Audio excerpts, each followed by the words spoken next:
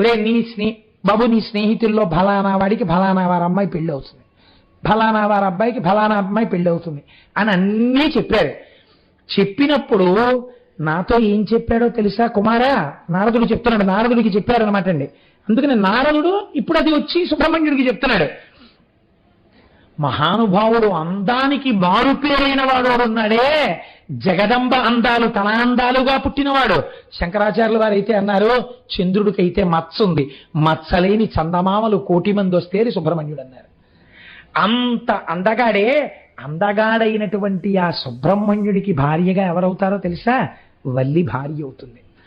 దాని చేత కొన్ని విషయాలు లోకానికి తెలుస్తాయిరా అని చెప్పారు. ఆమె నీ భార్య అవుతుందయ్యా అనేటప్పటికీ చూడండి చాలా సంతోషంగా అవుతుంది.